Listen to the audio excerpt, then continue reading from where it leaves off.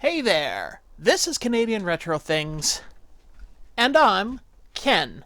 Welcome. Today I'm going to look at one game on many different platforms.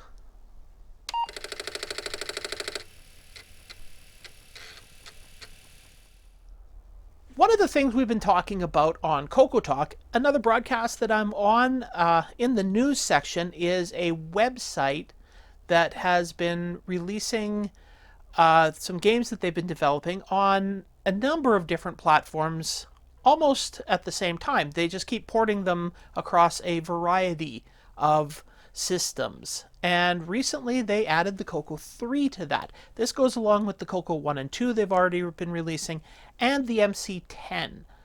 Well, I decided I'm going to take a look at that and look at some of the games that they have been developing and the number of systems. So if you're interested in new games for your old systems, if you look at this website, I am sure that you will be able to find at least one system that you can play these on. So let's take a look. What I'm going to be looking at today are some games that have been developed and released across a number of different retro platforms by, now excuse me if I completely butcher this name, but Inufuto. We see here, the page that I'm on right now is a link to all 11 games that have been released under this multi-platform system that this person is programming in. Now, when you choose one of the games, you get, from the list, it brings you to another page, which shows you a lot of information about each version. The very first column here shows you what platform that line is got the information about. And believe me, there is a lot of platforms that these are available. I mean, you look here, you got the MSX, PC 8001, more, X1, MZ 1500, Apple II. The list goes on and on. There's the VIC-20. If you translate that one, it says Commodore 64. There's the ZX Spectrum, TRS-80 MC10, TRS-80 Color Computer. And when they have the TRS-80 CoCo like that, that's for the CoCo 1 and 2. Because if you go down, there's the ColecoVision, Atari 800, the Electron, Aquarius, BBC Micro. One of the things that made me want to do this video is he now has specific TRS-80 Color Computer 3 versions of each of these. So as I said, the first column shows you the system that that particular line is for. Beside that is a YouTube video that you can play to see what the game looks like running on that system. The next column over gives you the control keys, which keys you use to control the fire button, whether you can use a joystick or not. And then the next column over from that has the download links, followed by what you have to type into the computer to get the game running. And finally, the farthest right column actually has a date in it, the date that this particular version was added to the list. So doing a little bit more research, I went and looked on the author's GitHub page. And of course, I'll put a link to this also in the description. And from what I can see on here, the games are being ported across all of these platforms using a C-like programming language compiler for retro CPUs.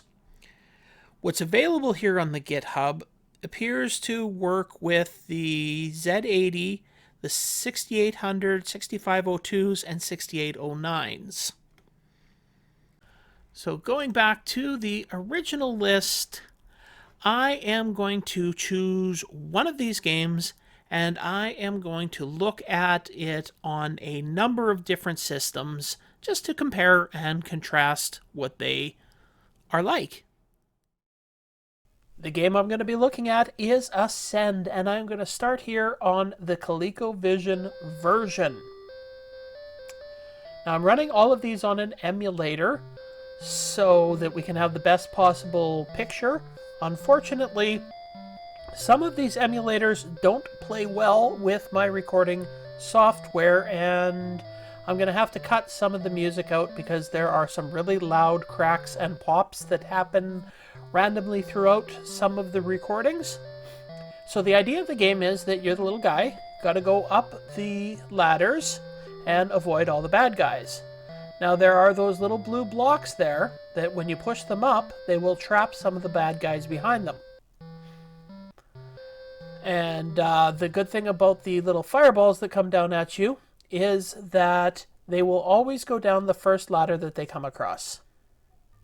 The music and the sound effects in this version are very good. Of course, I had to mute it to prevent all of the cracks and pops that occur, but overall, very good. The ColecoVision version has really nice, crisp, clear graphics and smooth scrolling, very decent music. It's a very good version of this. Next, we look at the Apple II version. First thing you'll notice about this one is it's not quite as colorful as the ColecoVision version. And the music only happens at the very beginning of the level or when you die. The graphics are not quite as crisp as the ColecoVision version, but they're still pretty decent, and you can definitely tell it's the same game. The scrolling, however, a little bit choppy. Not as smooth as the other version, but yeah, definitely a very playable version of this game. The only thing I did notice maybe is that I think the fireballs actually move a little bit faster and spawn quicker in this version. So I did find it just a slight bit more challenging in the gameplay, but still very fun.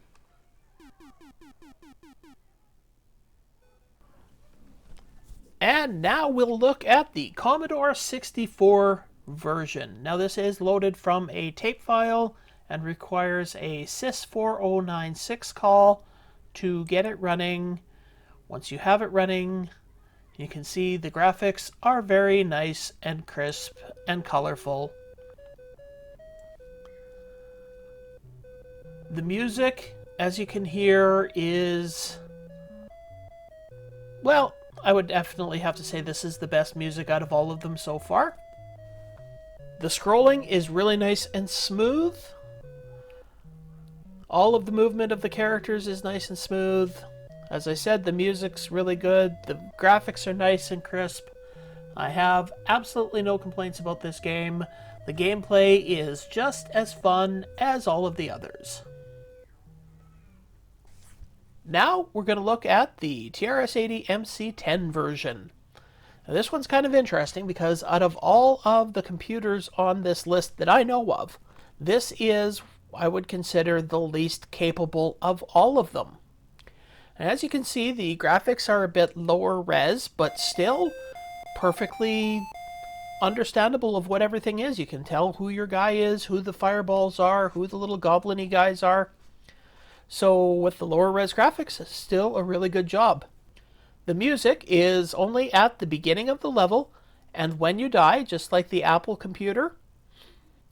The gameplay is keyboard only. You can't use a joystick with this, but once you get used to using the keys, it plays just as well as all of the other versions. The only thing I had a little problem with was getting the running and jumping down. But once I got that working, got that timing down for that, yeah, it is just as fun and just as playable as all of the other versions, which, considering the computer, that's pretty good. Now we're going to look at the TRS-80 Color Computer 1 and 2 version.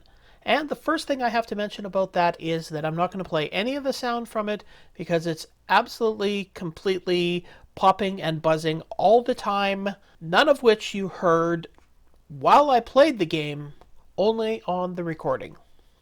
The music only plays at the beginning of the level and when you die, like a couple of the others, very similar to the Apple Computer's music. The graphics are slightly lower res than some of the others. The color palette is a common Color Computer 1 and 2 palette with only 4 colors. The scrolling is quite a bit choppier than even the MC10 version, but the gameplay is just as good if you can get by that scrolling. The choppy scrolling is a little distracting, but the gameplay is still really good. It also is keyboard only, a very playable version of this. Now we're going to look at the Tandy Color Computer 3 version. And like the Color Computer 1 and 2 version, I am not going to play any of the music thanks to all of the cracking, buzzing, and popping that was recorded that you don't hear when you play. The music in it is exactly the same as the Color Computer 1 and 2 version, which is very similar to the Apple version, only at the beginning of the level and when you die. However, when you look at this, you can see that the graphics are greatly improved. They're higher resolution. It's using the expanded color palette of the Color Computer 3 and looks very nice. The really disappointing thing is the choppiness of the scrolling, which is something you should not have on the Color Computer 3. My guess is that they are just redrawing the entire screen every time you move up or down, so it's causing the choppiness.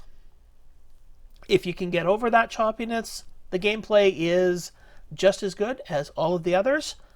Keyboard only control, you cannot use joysticks with this version. All in all, looks very nice other than the unfortunate choppiness of the scrolling. Well, it's absolutely phenomenal that they got those working cross-platform like that on so many different systems. I can't wait to see what they're going to do in the future, if they're going to add more platforms to the repertoire there of all the different systems they have. As I said, the CoCo 3 is a new addition.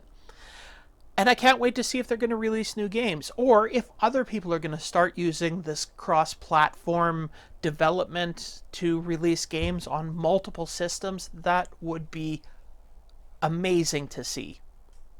So I hope you enjoyed this video. If you did, you know what you can do with the liking, the subscribing, the commenting below, ringing the bell, all the things that those other YouTubers say that you should do, because if you do it, it helps out my channel greatly, and it would be greatly appreciated. But, well, as you can see from behind me, it's a beautiful day. I think I'm going to go for a swim after playing some video games like that, so I will see you next time.